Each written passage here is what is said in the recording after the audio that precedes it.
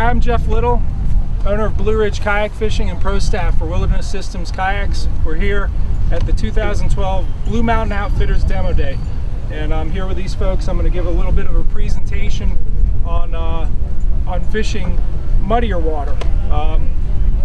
Today on the Susquehanna, we're at I think mid to low sixes. It's at the Harrisburg gauge. It's muddy water out there. Yesterday I was on the tidal Potomac fishing for largemouth. All that constant agitation keeps that water fairly muddy.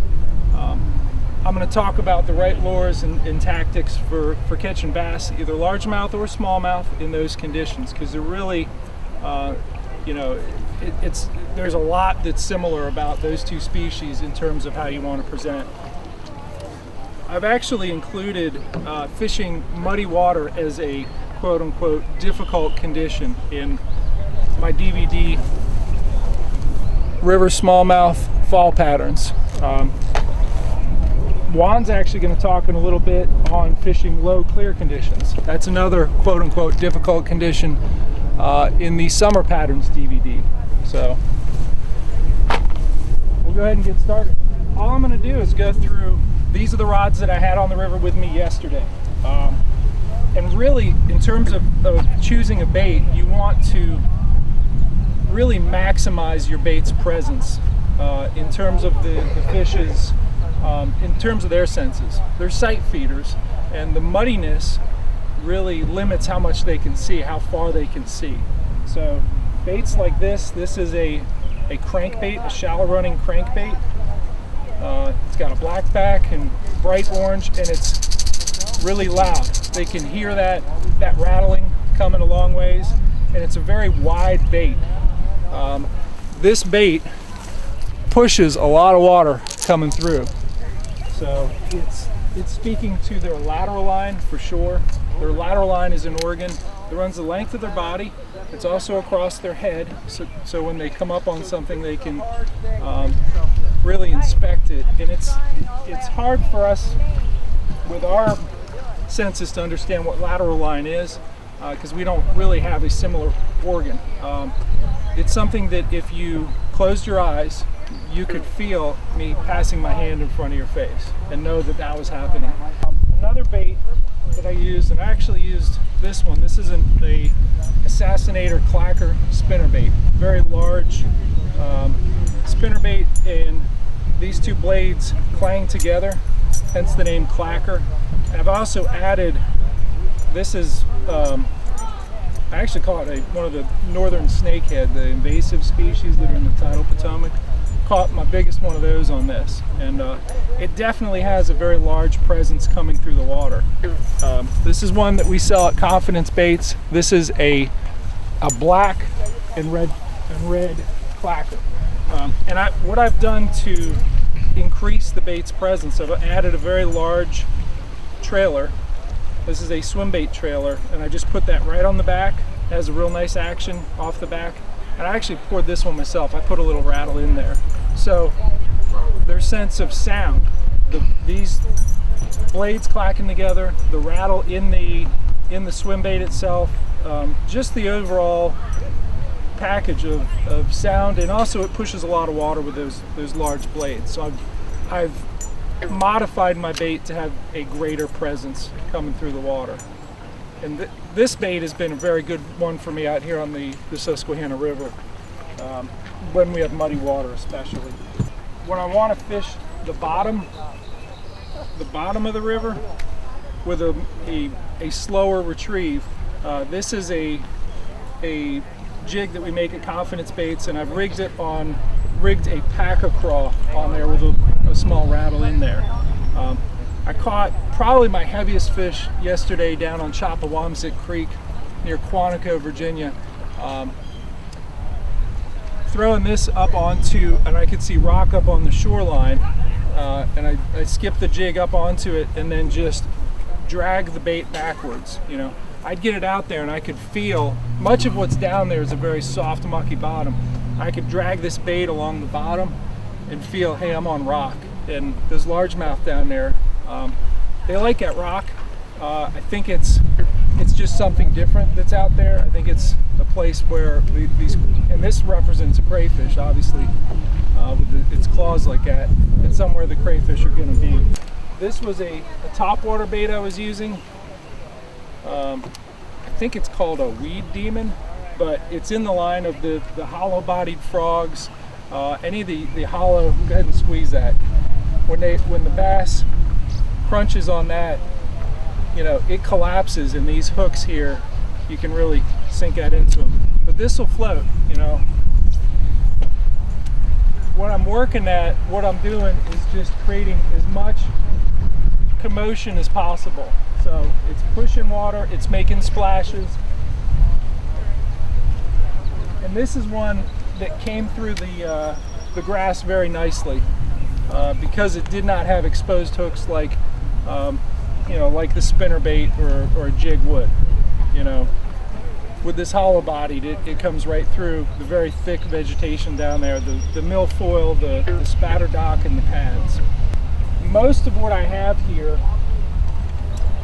is dark in color. You know, with this stained water, I prefer darker darker baits just show up better, you know. This is another one. This is a Confidence Baits black with blue fleck Buzzbait, and we actually tie our Confidence Baits Buzzbaits one of two ways. One is with, we tie the skirt material back, and this is a good one with that you know, trim profile for low clear conditions.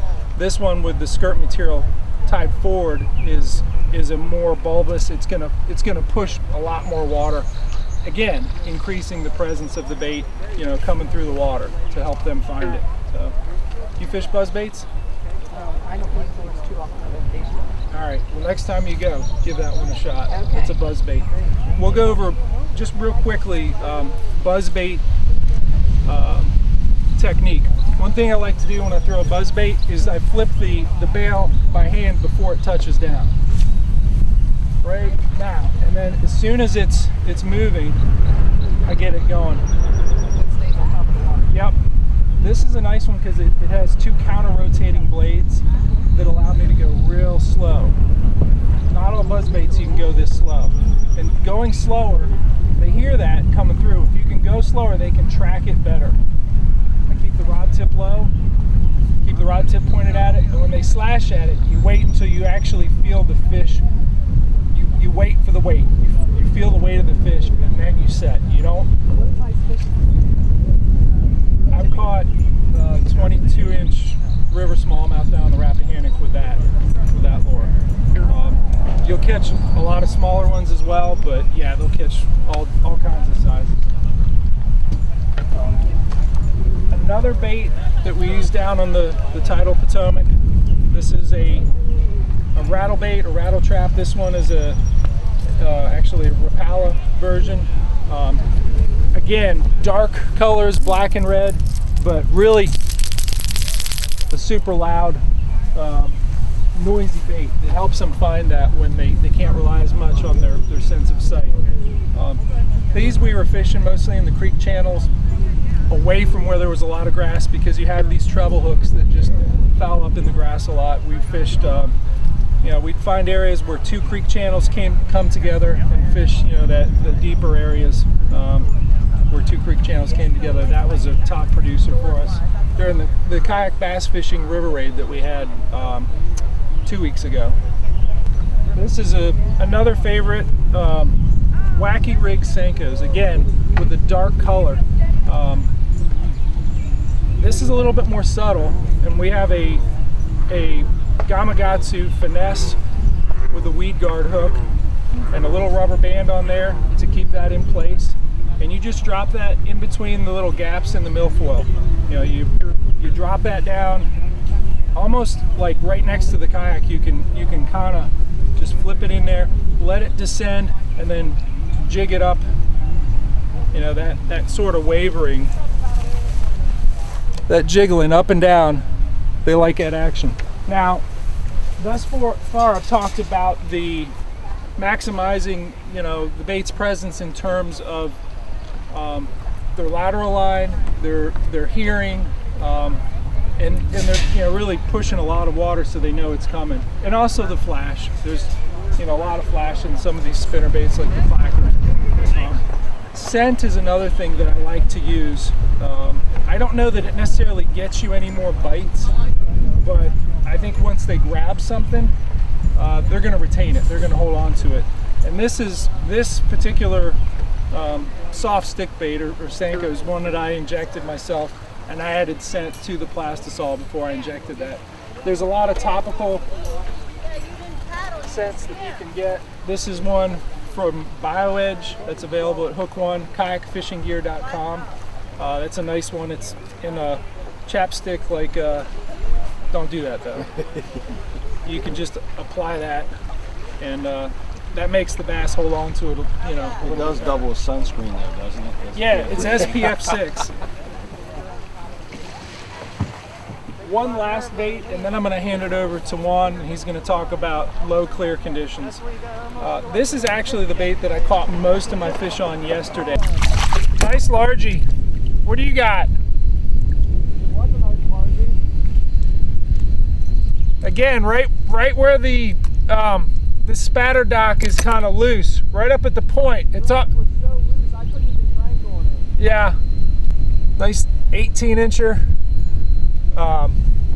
Right on the windblown side of this spatterdock island where it kind of loosens up. I'm throwing the chatterbait with the you know, that big swim bait. This is one of my hand pours, and just as soon as I bring it into what I would consider the eddy, you know, the wind caused eddy behind that spatterdock, I bring it across. I can feel it, and then you know, just like a Colorado blade spinnerbait that stops thumping. It stopped thumping, and this guy right here ate it. And this is a new one for me to be using. It's called a chatterbait, and it's one that I made. There's a couple different ones on the market, but I prefer to make my own lures, and I went through Jan's Netcraft and Barlow's, and I got the components and I made it myself. But basically this is think of it as a jig with a spinnerbait type blade out in front. It's a fairly unique design. This one's a 3/8 ounce model, and again, just like the spinnerbait here, I've added that big trailer with the rattle, really to increase the size and the presence of that bait in the water. This is one that I caught most of my fish on yesterday, and I was targeting the types of areas that would be very similar to what I'd be targeting out here on the Susquehanna. I was down current of things. Even though it's largemouth and it's pretty much a flat water situation, it's an area that does have current. And I'd find those grass beds and I'd present this chatterbait on the down current or the eddy side of the, you know, whatever the obstruction is. It was grass beds yesterday. If we went out here on the Susquehanna today, it would be ledge rocks and scrub islands and the like. So this is a great bait because it has such a dominant presence in the water. Again, it's dark.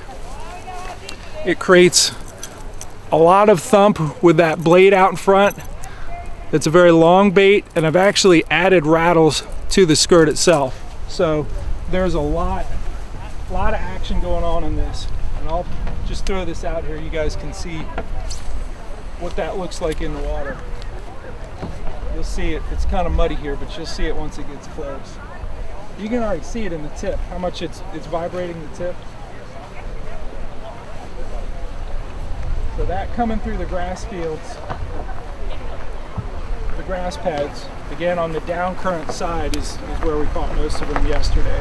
All right, Juan, do you want to take over and cover low clear conditions for river smallmouth? River smallmouth fall patterns, red hot patterns for the transition to cold water. River smallmouth summer patterns, tactics from post-spawn through the dog days, and river kayak fishing skills, a river runner's lesson plan. All available at confidencebaits.net.